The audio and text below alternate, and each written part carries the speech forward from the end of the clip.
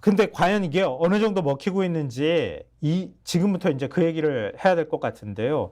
일단 한동훈 위원장이 계속 이렇게 얘기는 하고 있지만, 뭐 윤 대통령도 얘기하고 있지만, 평상시에 실력이 나오는 거 아니겠어요? 결국 그렇죠. 선거 공간에서 잠깐 반짝 캠페인 한다고 되는 게 아니란 말이에요. 그렇죠. 그리고 사실 우리가 맨날 이렇게 여기서 뉴스를 얘기하고 막 뭐 오늘은 누가 나와서 뭐라고 얘기했다를 평론가니까 막 얘기하고 있고, 그리고 이거 보시는 분들도 사실 이걸 매일 보는 분들은 얼마나 정치에 관심이 많은 분들입니까? 그렇죠. 근데 주변에 내 친구, 뭐 우리 엄마, 아빠, 뭐 이런 사람들하고 주변에 있는 사람들하고만 대화를 나눠보셔도 사실 그렇게까지 이런 문제에 대해서 관심 갖는 분들이 많이 없잖아요.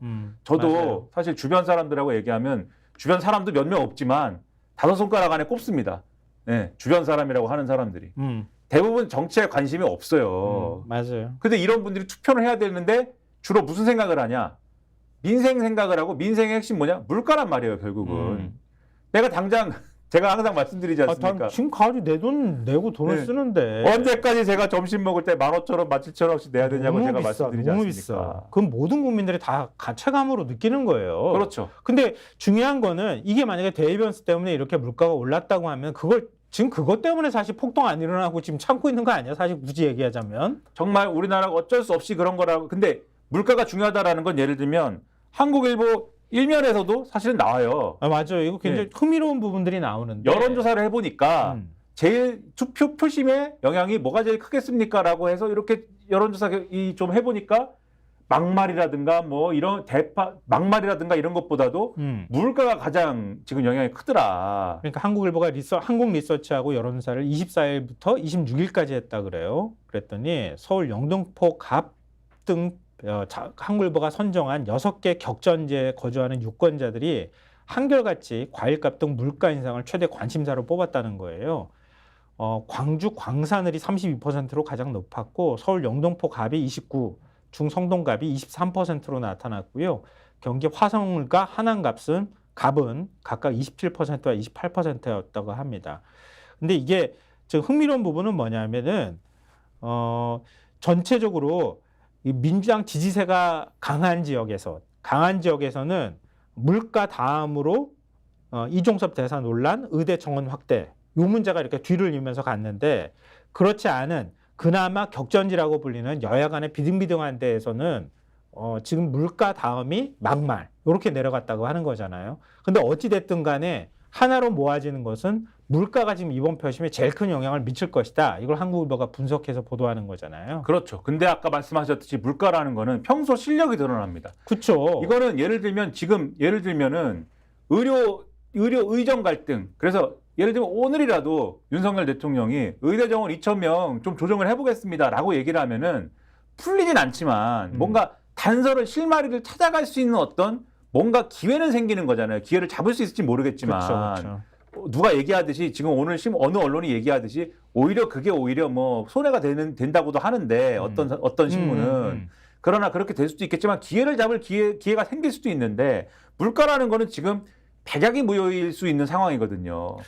그럼 진즉에 물가 관리를 좀 열심히 그렇죠. 하든가 말이야. 경향신문을 보시면은 경향신문 뭡니까? 이면을 보시면은 이게 안 돼요. 이게 정부 지원 약발 벌써 끝, 공급약 부족에 사과, 백각 다시 들썩 이렇게 돼 있습니다. 그러니까 이게 무슨 얘기냐? 그러니까 지난번에 대파 875원입니까? 네, 875원. 그렇죠. 그 대파 대통령 발언, 그게 합리적인 가격이라고 했다가 지금 이른바 대파 파동이 일어난 거잖아요. 그렇죠. 그것도 어떻게 875원을 만들었냐? 할인하고 정부 지원 넣고 또 할인하고 거기다 플러스 줄 세워가지고 한정해가지고, 그쵸? 한정판 대파잖아요, 그게. 네, 그렇죠. 네. 그 선착순이잖아요. 네. 그렇게 해가지고 만든 가격 875원인데 유지 가능하지 않지 않습니까? 끝났지 않습니까, 그게? 그러니까 한번 세일하는 거였단 말이에요. 그런 것처럼 정부가 물가 부담을 낮추기 위해 납품 단가와 할인율 지원을 늘린 사과와 배 가격이 또다시 들썩이고 있다. 기사가 이렇게 시작을 해요. 네. 저장, 공급 물량이 줄어들고 있는 데다 할인 지원으로 소비 수요가 여전해 상품성 좋은 과일 위주로 가격이 오르고 있는 것이다. 유통업계가 시장 공급 물량을 조절할 수밖에 없어 7, 8월 핵과일이 나오기 전까지는 가격 강세가 이어질 것으로 전망이 된다. 이렇게 되어 있습니다. 그래서 실제로 이 가격, 과일 가격들을 사과라든가 배라든가 이런 것들을 이 기사에서 지적을 하면서 네. 실제로 가격이 다시 오르고 있다. 이게 정부가 지원을 하거나 해서 줄었던 게 네. 이제 이 지적을 하면서 결국은 이제 이 유통업계 관계자의 말을 빌면서 한 번 수확해서 1년 내내 저장해 먹는 사과는 겨울을 지나 봄, 여름으로 갈수록 품질이 떨어지고 저장 물량이 줄어들게 된다. 특히 작년에는 작황부진으로 상품성 좋은 사과 물량이 많지 않았는데 정부 할인 지원 영향으로 수요가 줄지 않고 있어 가격대가 높은 수준을 유지하고 있다. 이렇게 지적을 하고 있어서 이게 지금 유지가 안 되는 거예요. 그 정부의 이 지원 자체의 어떤 효과가. 네. 지금 그러니까 이거는 그럼 다시 지원해봐야 다시 고물가 상황이 돼버리는 거 아닙니까? 그렇죠. 이걸 어떻게 할 계속 거냐는 거죠.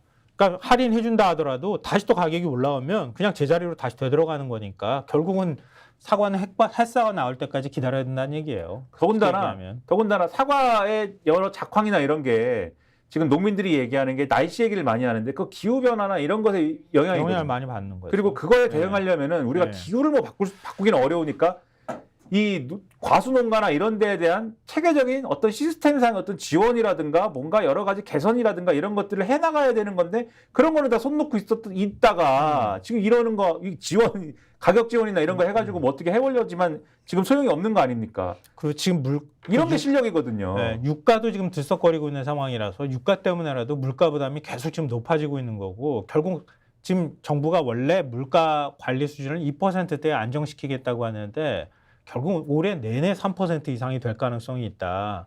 국민 부담은 더 가중될 수밖에 없다. 이런 건데요. 근데 한동훈 위원장이 또 굉장히 흥미로운 공약을 하나 내놨어요. 지난주에 또 우리가 좀 비난을 했는데 그 비난했던 게 우리가 비난했던 건 그거잖아요. 그러니까 그 부가세 그렇죠. 일부 이제 가공식품이나 이런 것에 대해서 일부 품목에 대해서 일부 품목에 대해서 10%를 5%로 내려주겠다 이렇게 얘기를 한 게가 하나가 있고 거기에 더불어서 사교육 시장에 대해서도 세액 공제를 해주겠다 이렇게 발표를 했어요. 그 양쪽 다 신문에서 지금 비판하고 있는 거 아니에요? 일단 나중에 발표한 사교육 세액 공제 공약에 대해서 말씀드리면 또 감세 공약 꺼냈다 이러면서 경향신문이 지금 사설로 비판하고 있는데요. 태권도장, 미술, 피아노, 줄넘기 학원 등 초등학생 예체능 학원비에 대해서 세액 공제해주겠다. 이렇게 한동훈 위원장이 밝힌 건데 지금 예체능 학원의 경우 취약 자녀도 세액 공제 대상에 포함되도록 하겠다 이렇게 밝힌 거예요. 31일이니까 어제 밝힌 건데요. 집권여당 대표가 세수 감소로 비용하는 나라 국가는 아랑곳하지 않은 채 무책임하게 감세 공약들을 내놓고 있으니 한심하다 이렇게 사설에서는 비판하고 있어요. 그러니까 지금 고물가에 가계소득에 뒷걸음치를 치는 상황에서도 학부모들은 지난해 사교육비로 27조 원이 넘는 돈을 썼어요. 이게 사상 최대 규모라고 얘기를 하잖아요. 근데 만약에 사교육비도 세액 공제를 해주면 사교육 시장이 더 커질 거 아니에요. 부담이 줄어들면. 그러면 공교육은 어떻게 되겠습니까? 공교육은 또 무너질 거 아니에요. 그럼 거기까지 과연 생각하고 지금 이거 내놓은 공약이냐. 이렇게 지금 비판하고 있는 거 아니에요. 스픽스는 말하는 언론입니다. 대세는 유튜브, 그중에서 스픽스. 좋아요, 댓글, 구독, 알림 설정. 여러분이 저희를 사랑해 주시고 우리가 여러분을 사랑하는 4가지 방법입니다.